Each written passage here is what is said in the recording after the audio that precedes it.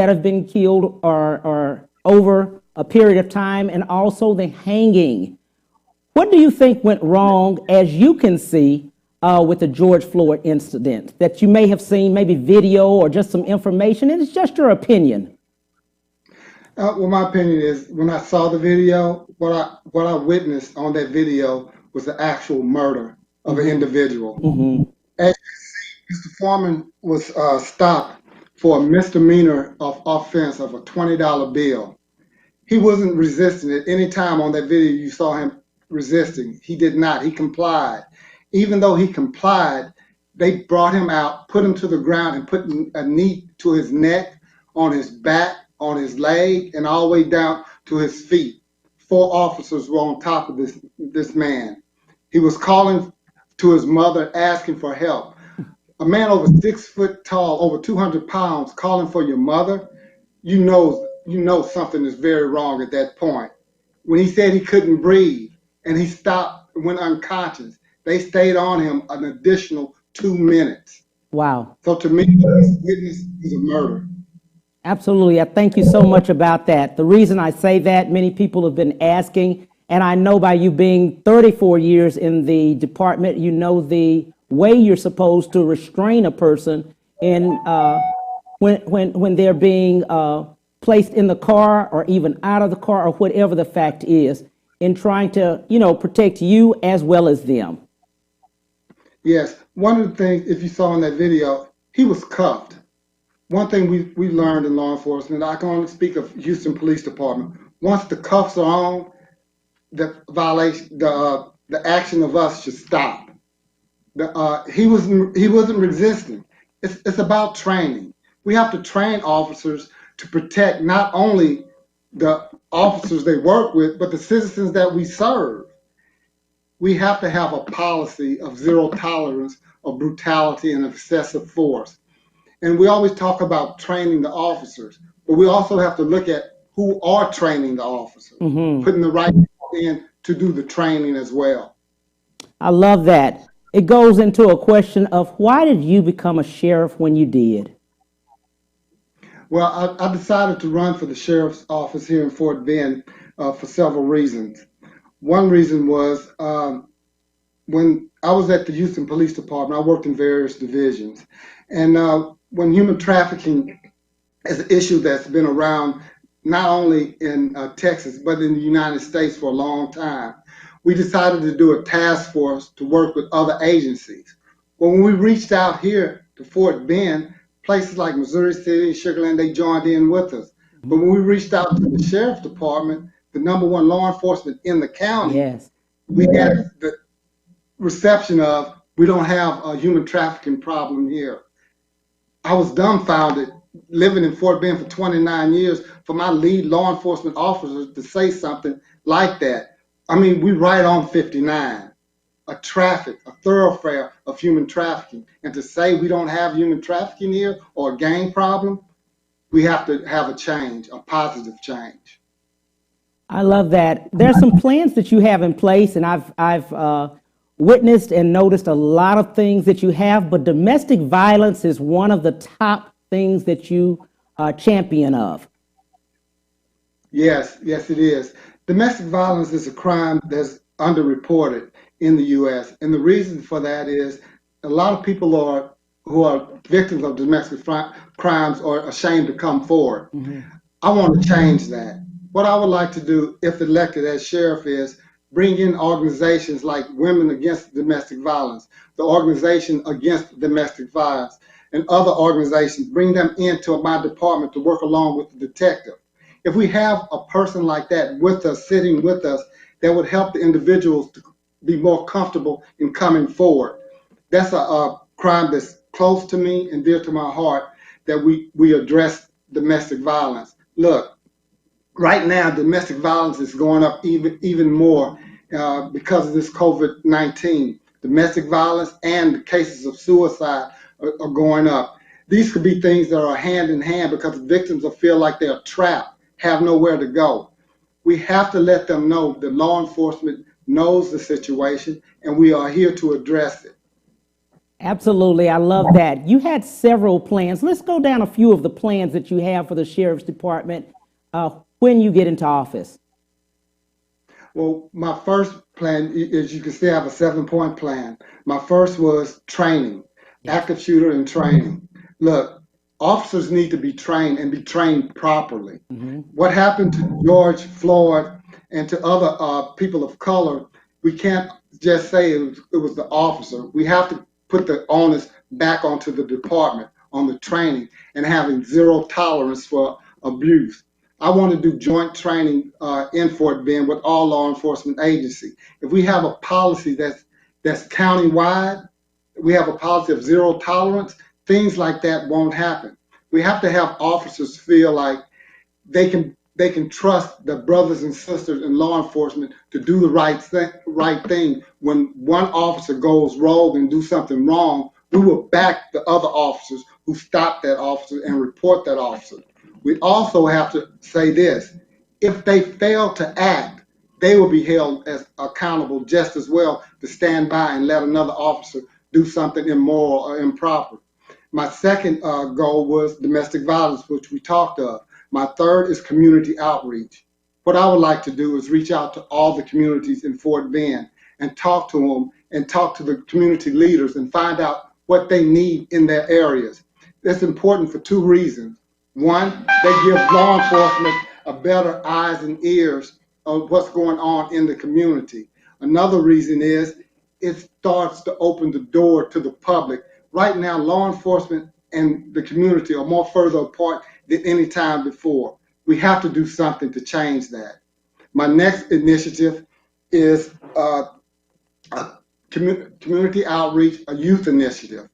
I want to reach out to our youth. Look, I work with Dr. Penn. He's over the SB 30 bill. That bill is what Senator Royce West brought to the state because of citizens and youth complaining on how officers treat them at a traffic stop. That's the number one way most citizens come in contact with law enforcement is at a traffic stop. Yeah. Well, this bill addresses that.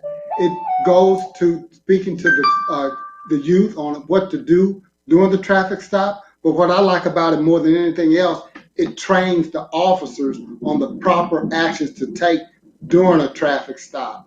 Look, we spoke to over 1,000 youth during this program, which I'm a part of, and I'm sorry to say that some of the youth think they feel more safer running away from a police officer when they're stopped with them than staying there to talk with them. They feel that their lives are in danger when they're calling law enforcement. Well, we have to take that blame because of the actions of some bad officers, but we must change it. And the only way to do that is to reach out to them and let them know, look, we're not only asking you to be trained, but we're training the officers as well on how to treat you. Absolutely. I love those plans, and we'll go through extensively a little bit about those things too. People in the community are very concerned about once they're stopped.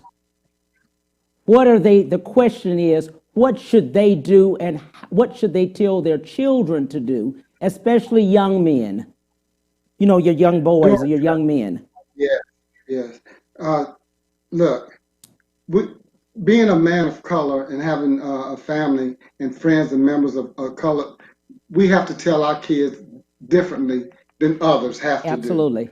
We have to tell them how to stay safe against people in law enforcement, which is sad to say, but it's something that's a fact of life that we've lived with all our lives. Right. Look, what I want citizens to know of all colors is this: when you see a police car behind you and they turn on their lights, the first thing you do is lower your speed.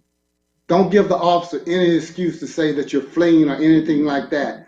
Lower your speed down to 25 to 20 miles an hour. Put on your flashers to let them know that they're behind you and that you're not trying to run away. Put on your flashers. Then pull over into a lighted area.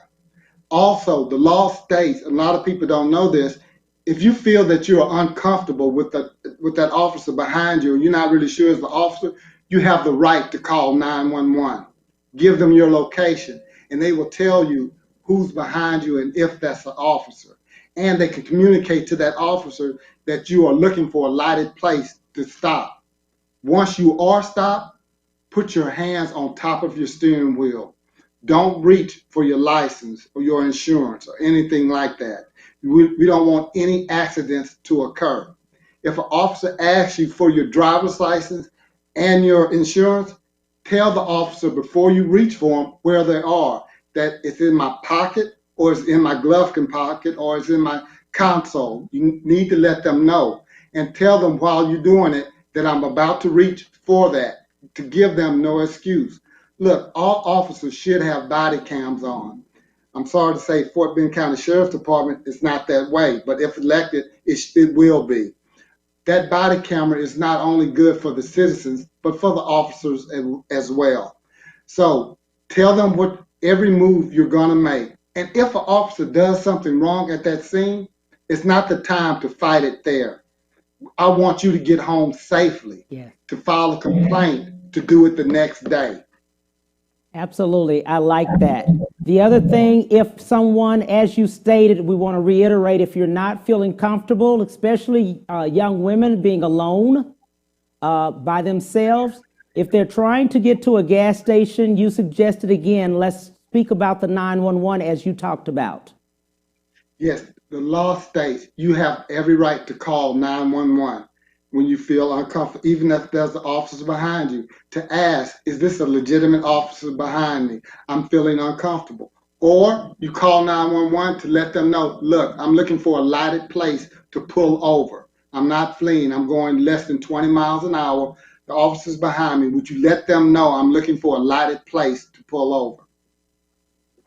I like that. The other thing, if the children are walking and they're walking home or something and they get stopped by an officer. Look, that's something that's called, they should have a probable cause to stop you at any time, a probable cause. And if you're stopped by an officer and they ask you for your ID or who you are, give them the information. Look, you want to get out that situation as quickly and as safely as possible. But just to stop someone because they're walking home is not a reason to stop someone. We have a problem with racial profiling. Yes. Look, I've been in law enforcement for over 34 years. I know there's a problem of systemic racism in law enforcement. But like I said, there's more good officers than bad officers. I used to say that 99% of all officers are good. But when you look at the George Floyd's incident, all four of those officers, 100% of them were wrong. Not one of them tried to stop what was going on. So I can't say that anymore.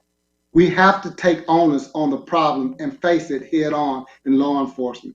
I still have good men and women in law enforcement. I believe more than the bad ones, but we have to root the bad ones out.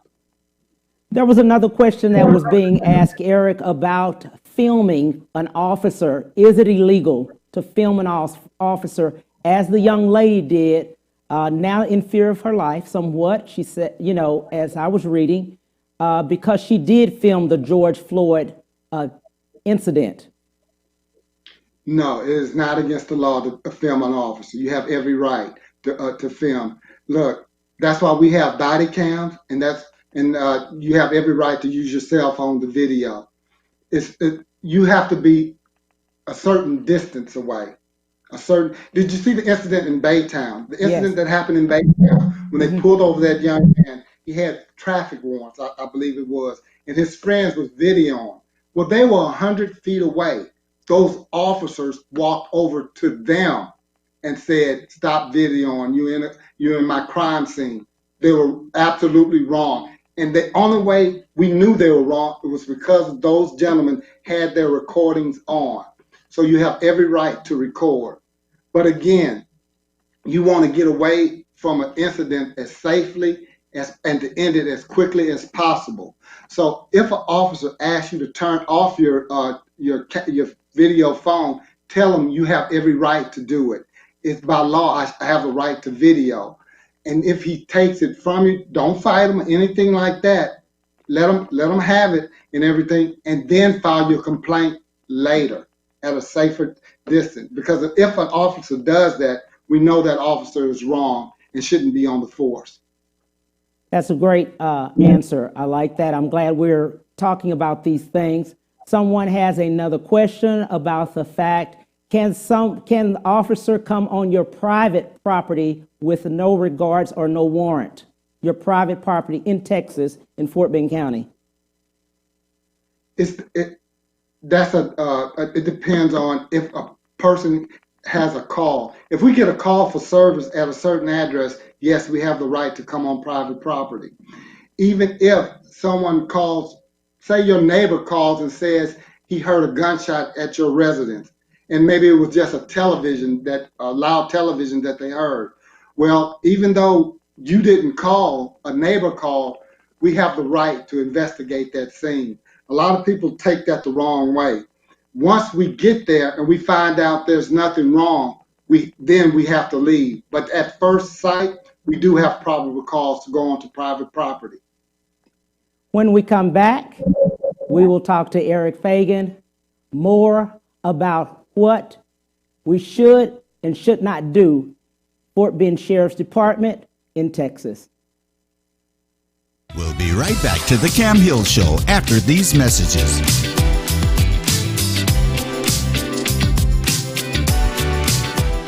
Houston's only Cadillac to your door dealer, Ron Carter Cadillac, delivers test drives to your home or office. For a limited time, get $16,000 off all in-stock Cadillac 2019 XT5 crossovers and $19,000 off all in-stock 2019 CT6 sedans. Or experience the first ever 2020 Cadillac XT6 Premium Luxury Collection, only $519 with $1 down for 39 months lease. Or purchase and receive 0.9% APR for 72 months with no payments until November. RonCarterCadillac.com. When it comes to protecting yourself and your partners, all the information out there can be overwhelming. Visit our website. We are a free and confidential service striving to help you stay informed and stay notified. We are committed to a healthy Houston. Houston's only Cadillac to your door dealer, Ron Carter Cadillac, delivers test drives to your home or office. Drive the new 2020 Cadillac XT4, only $399 a month, or the new 2020 XT5, only $429 a month, both for 39 months lease with just $1 down. Or purchase the XT4 or XT5 and enjoy 0.9% APR for 72 months with no payments until November. RonCarterCadillac.com. Our story begins more than 60 years ago inside an abandoned chicken coop where our founder discovered a retired teacher living. No home, no health care. So she said no to this injustice and yes to transforming lives. It's this drive, this compassion that inspired AARP. Today we empower people to choose how they live as they age. We advocate for health and financial security. We strengthen communities everywhere. We are AARP, creating real possibilities. And now back to the Cam Hill Show.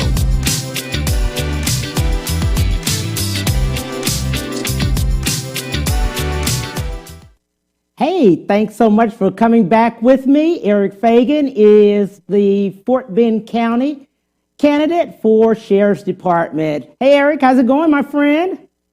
Going good, thank you. Man, we talked about so many things. I'm so excited. We want to reiterate about early voting. Want to touch base and said June 29th through July the 10th is early voting. And you can vote anywhere in early voting in Fort Bend County we're talking about.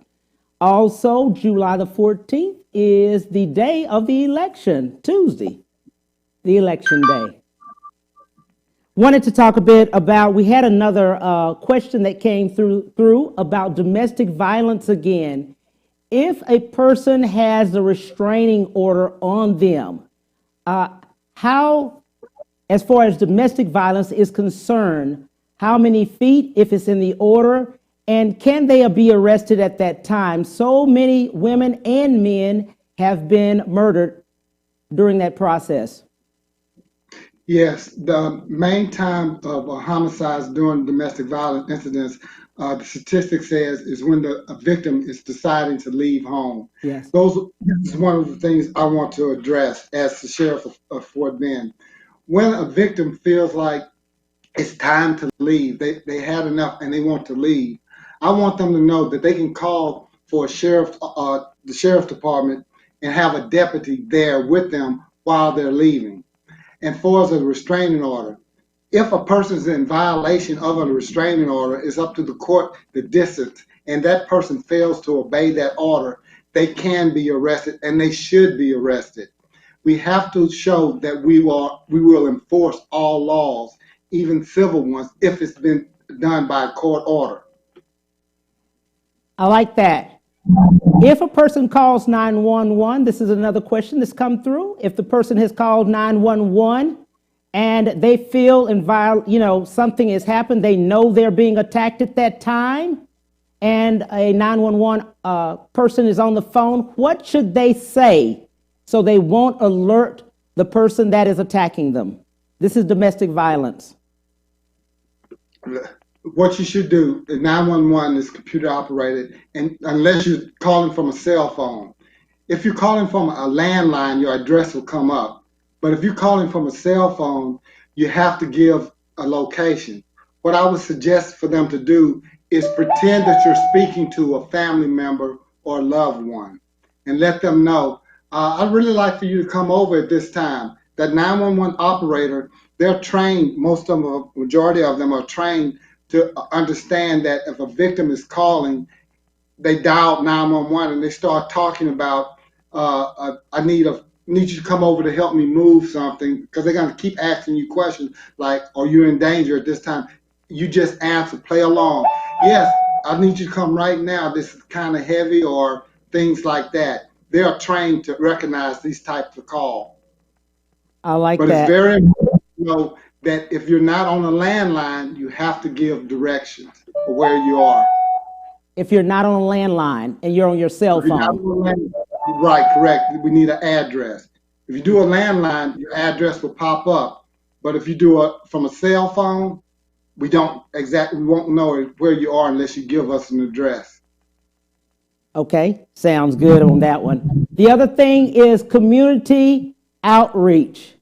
You've done so many things in community outreach as far as during this time of COVID.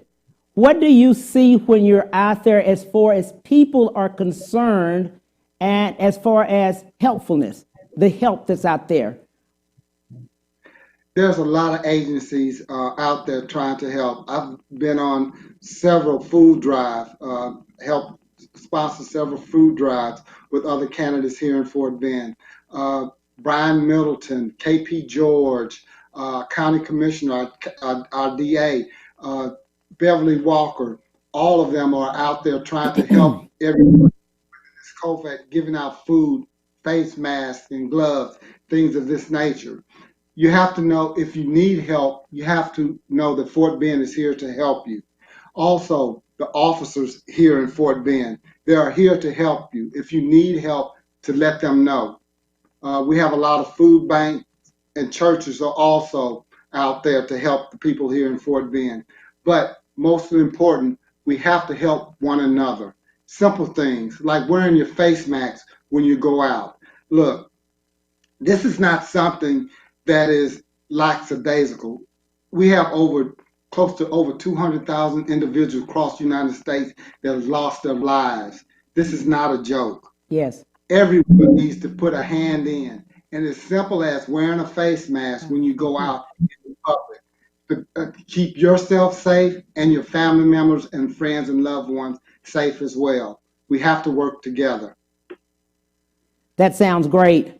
I love that. Love the fact about the face mask. We need to reiterate that. We need to reiterate the fact that this is real. COVID is real. Let's talk about that. Let's discuss that a little bit that you have seen as far as you going out. What have you seen with the COVID-19?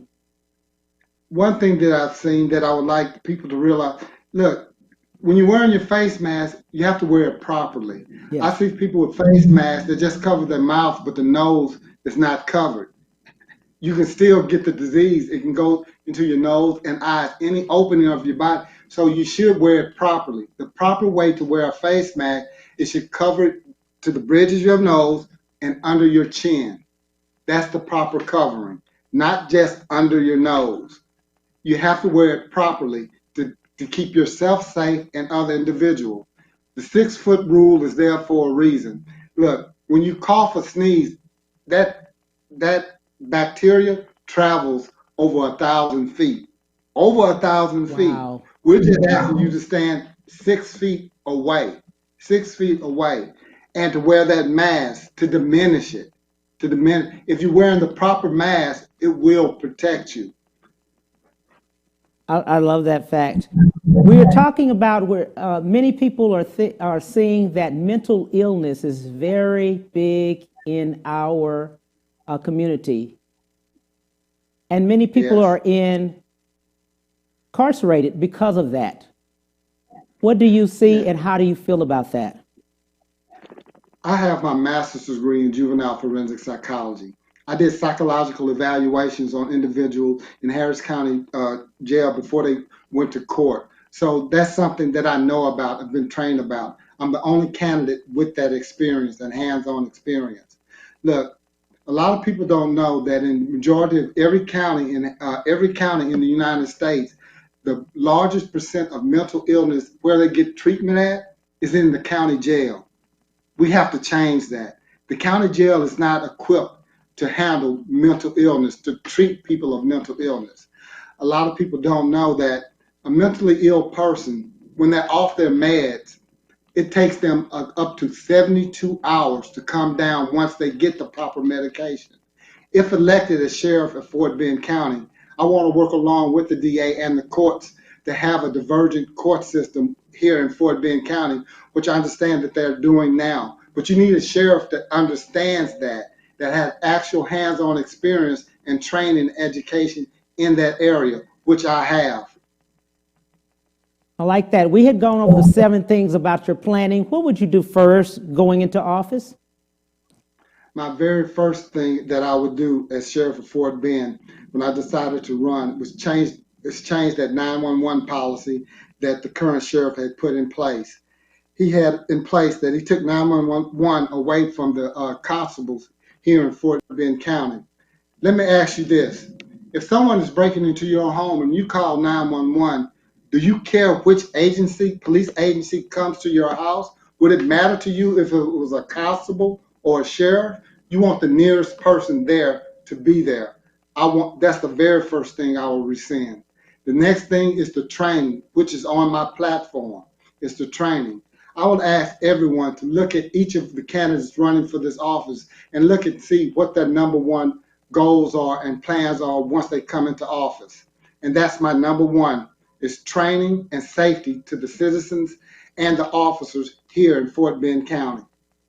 Let's remind people what the Fort Bend Sheriff's Department does that's a little different than the police department. The county sheriff does this. We investigate felony crimes, homicide, domestic violence, sexual assault, all the things that a municipality does. The difference is this. We also are in charge with the county jail, the county jail system as well. We're in charge of that. We're supposed to work with other county agencies and law enforcement agencies within the area of Fort Bend. Right now, that is not going on here in Fort Bend. They don't have a good relationship. I want to change that. When I was with the Houston Police Department, I was the president of the Afro-American Police Officers League, the largest Afro-American police officers union in the state of Texas. There at the Houston Police Department, while I was there, the Houston Police Union, the largest police union in the state of Texas, they were fractured, never came together. I bridged that gap, reaching out to the union and to my association, and we brought the two unions together.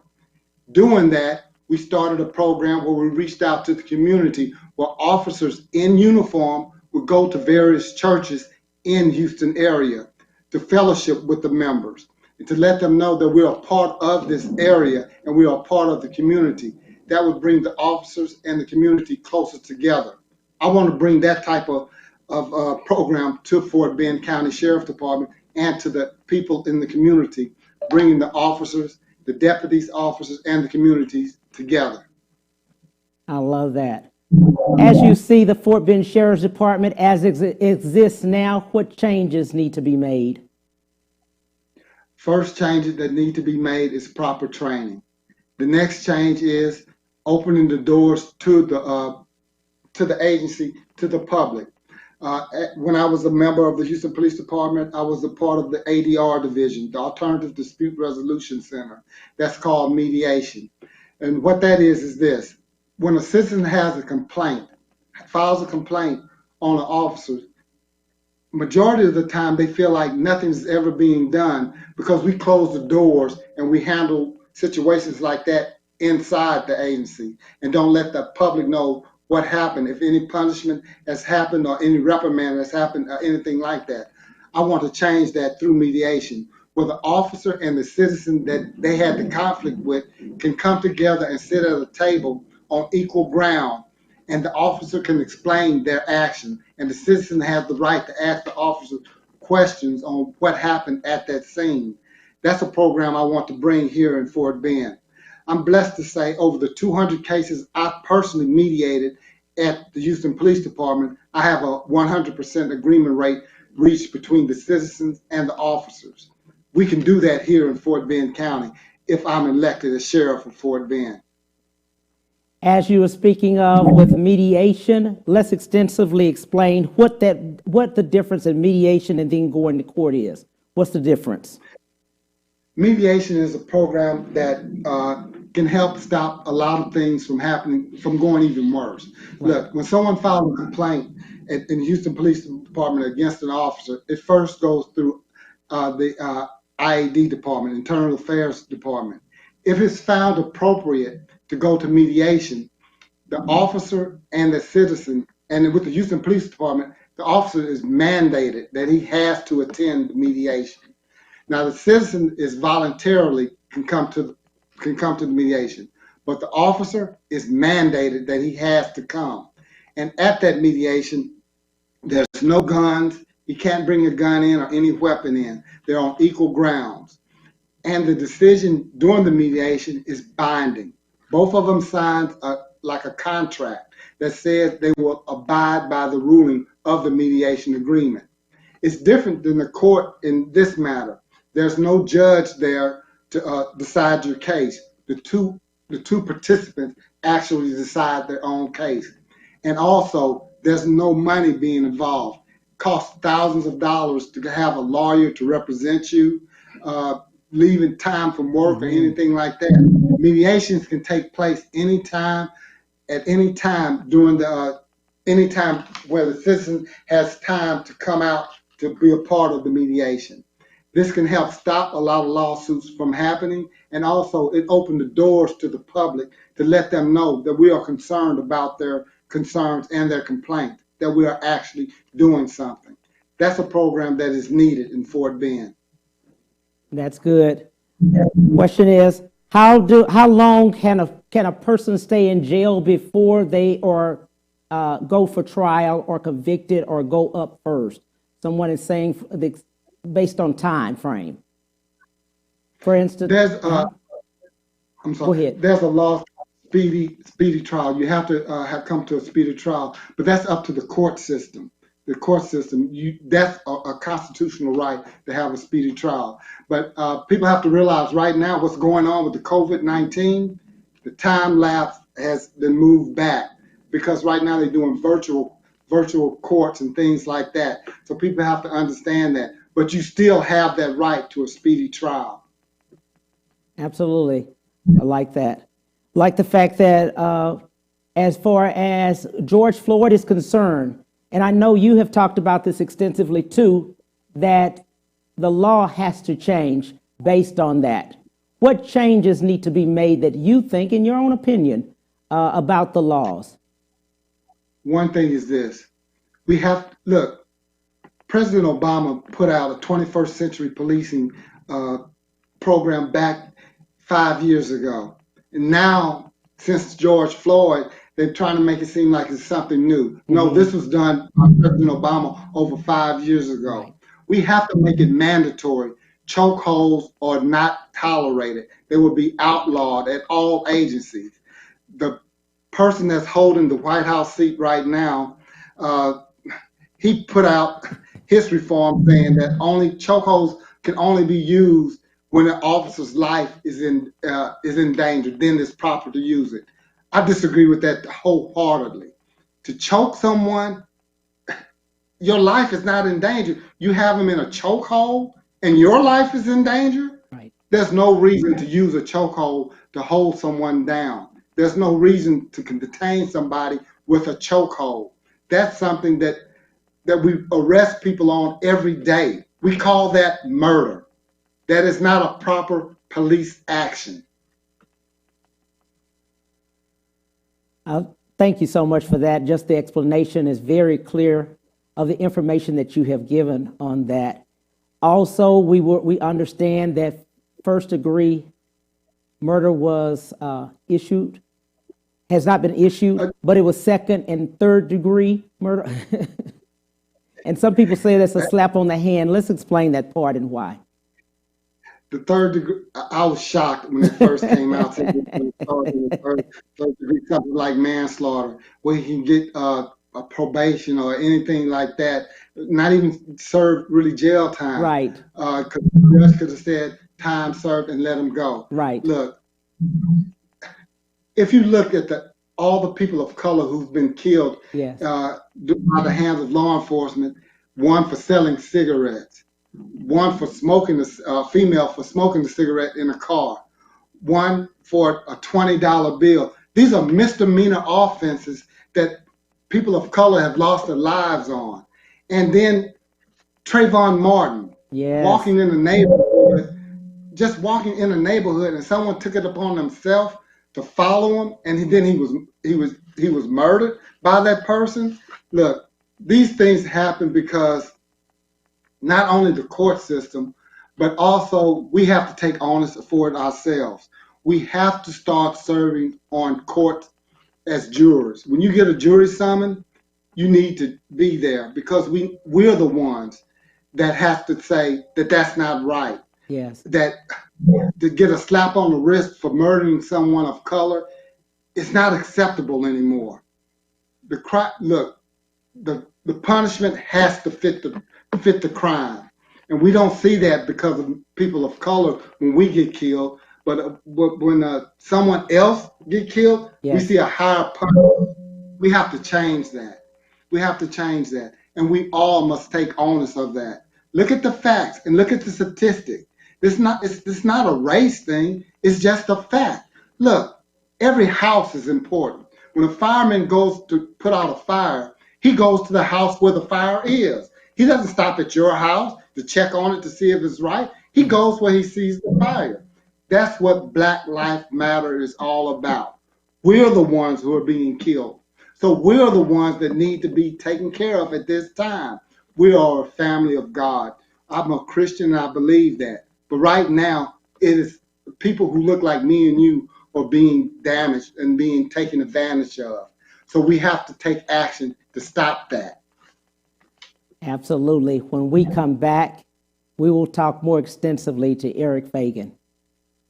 We'll be right back to the Cam Hill Show after these messages.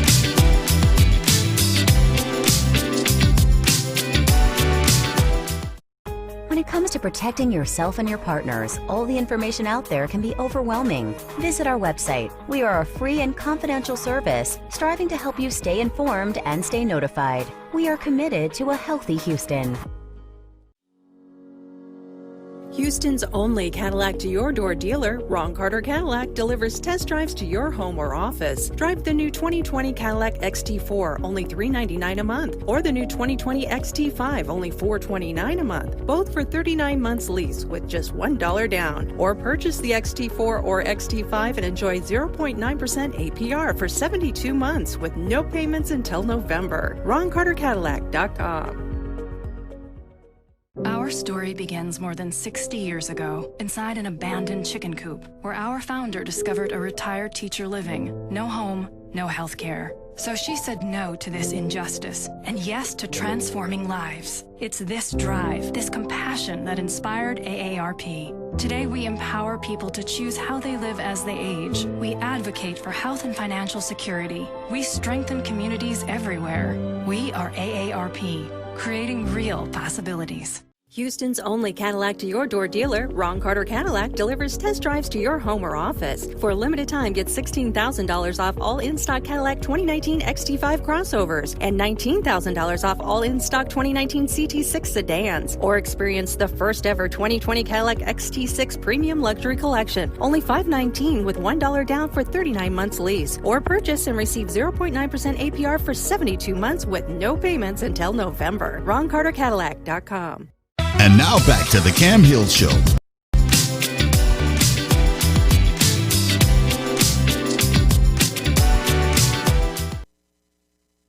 Hey, welcome back to the Cam Hill Show. I have my special guest, Eric Fagan, who is the candidate running for Fort Bend County Sheriff's Department. Hey, my friend, how you doing, Eric? I'm good. Man, we've talked a lot of things. Great information that's out there. Thank you for telling people about a lot of things that are happening. Let's go extensively to your plans. You had 7 plans. We just went over them a little bit. Let's extensively go into those plans. We've talked about domestic violence, I know. We talked about the community. Let's go with the others. We did talk about training. Yes, training. Next one is crime prevention. Yes. What I want to do is bring 21st century policing into Fort Bend. Look, I want to bring technology into Yes. Fort Bend. I want to get more drones up in the air to see things that are going on that the deputies can be more aware of, can get to you quicker and faster. Yes. Also, I wanted to start my millennial initiative, youth initiative. What I'm talking about that is this. I want to work with the different school ISD districts here in Fort Bend County and do things like this. As my deputies are doing on patrol, what I want them to do is to stop by the schools just for 5 minutes, 5 to 3 minutes, get out of their cars, walk in the hallways of the school, and then to come back out and go back on patrol. That does 2 things. One, it lets people know that law enforcement are keeping their eyes on our children at the schools and may stop an active shooter event from occurring at the school. 2, it also let the youth know that the police are there to help them. See a friendly face of an officer that's stopping by their school just to walk the campus and then get back in their car. So that's another thing. Another thing that I want to do is start I talked about mediation, but also do a citizen review panel. I want to bring a citizen review panel to Fort Bend County Sheriff's offices. What I want to do is to reach out to all the different precinct chairs and select one from each Republican and Democrat to be on that panel. Also reach out to all the different religious organizations, temples, synagogues, churches, things like that. Ask for one member from each one of those to be on the panel. Also, people from the millennial age group, 18 to 34, to be on that panel. What this panel will do, they'll have a 1 to 2 year term, and what they will do, they will look over every controversial incident that may have happened in the Fort Bend County Sheriff's Department, and they will discuss that issue, what happened, and what they think should happen to that officer if that deputy did something wrong or not. But once they come up with that finding, it will be given back to the sheriff department, and whereas the sheriff would have the final disposition on what should occur to that officer, if anything at all. That's great. We have all of the plans that you're going to do. We have the first day we're going to do it. We have job description and things like that we spoke about. We want to then tell each one of you that the Fort Bend Sheriff's Department is the one that when you call 911, when you are contacted by them, Eric, what then should they do after they contact you at the 911? When you call 911, let the dispatcher know what the problem is, your location. Let them know if there's any weapons or anything like that at the scene. Let them know if there's a mentally ill person there. The reason for that information is if we know there's a mentally ill person, the officer knows there's something different that they should do. My training would take part in that, training the deputies at Fort Bend, because I want to have a certain special unit just for mentally ill calls. So you need to give all the information that you can so we can get that to you safely and properly.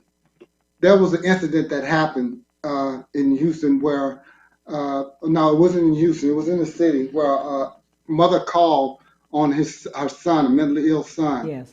and he had a screwdriver, And when he came to the door with that screwdriver, the officer shot and killed him. Yes.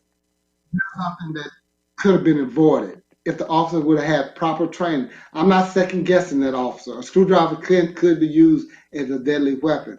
But I'm just saying, if that officer would have had the proper training and the knowledge of mental illness, something else could have been done.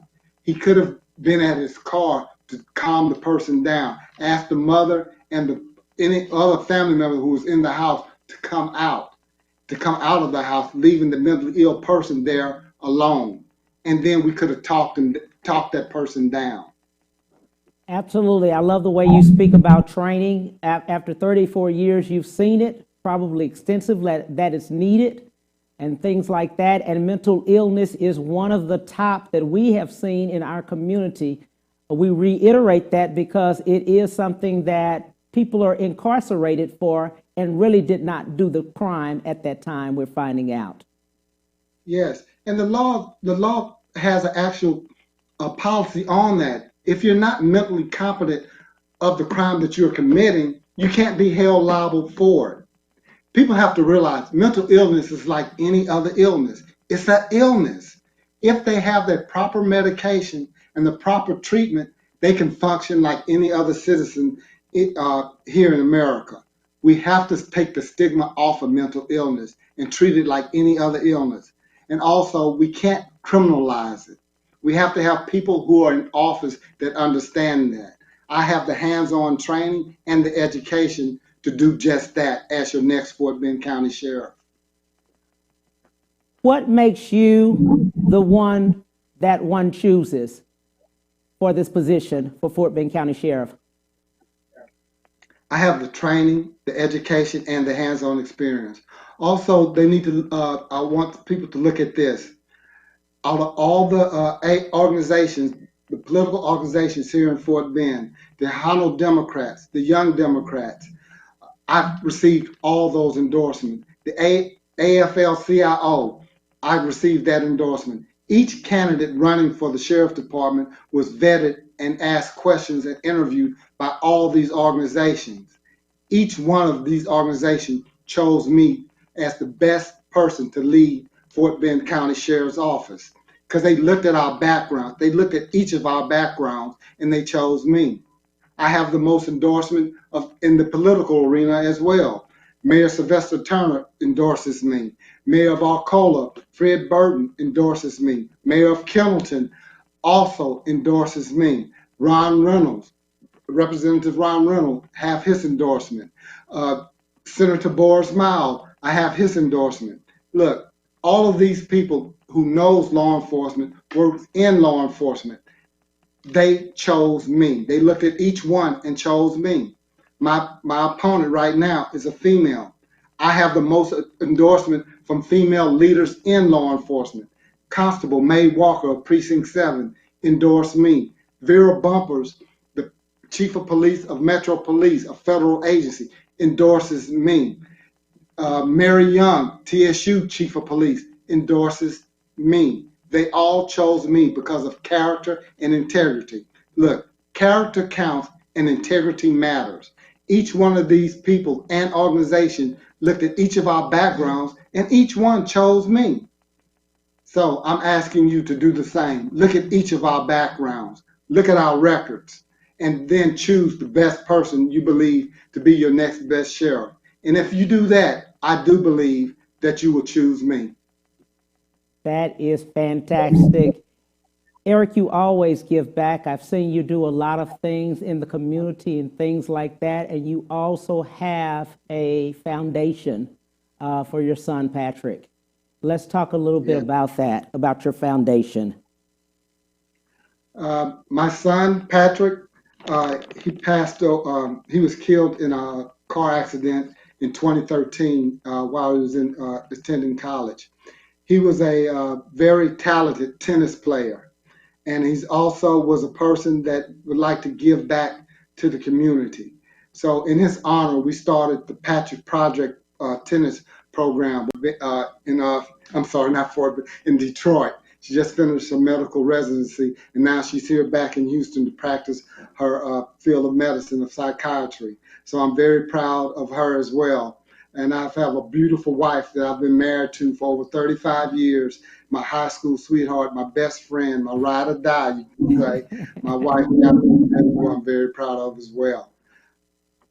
I love that. I just wanted people to know that you do have the foundation, you do give back and about your family. COVID-19 is something that you extensively speak about. Let's tell people more about because you fight for this COVID-19 because you know it to be real. Let's reiterate that to people because I believe many do not believe it is real because I see many people not wearing the mask or the gloves. I see a lot of people still not doing that, going into the restaurants as well as other businesses. Let's speak on that. Yes. Look, you have to be careful who you listen to, especially coming from the federal government side. His own medical team is telling people to wear a mask and Yes. to do the social distancing. When you see me out there at these food drives giving out foods and things like that, I have on a mask. I wear gloves and things like that to protect myself, but also to protect the public. Yes. Look, it's not a joke. A very good friend of mine, very dear friend of mine, just been diagnosed with this COVID-19, and she's being quarantined and being cared for. So we're praying for her as well. But it's not a joke. I'm pretty sure most people now they know someone, a family member or a friend that have contracted this disease. It's not a joke, people. And right now, it's on a rise again. It's on a rise again because people took it for granted. Yes. Don't feel like just because you're feeling healthy or things like that, you could be a class A pragmatic, meaning that you have the disease, but you just don't feel it or anything. It hasn't been fully full blown into your system, but you could pass it on to someone else. You have to think about the young children and the elderly right now who have weak immune systems. So you could pass it on to someone who can't fight it off the way you can. So you're just not wearing it for yourself, you're wearing it for others. You have to believe this is true.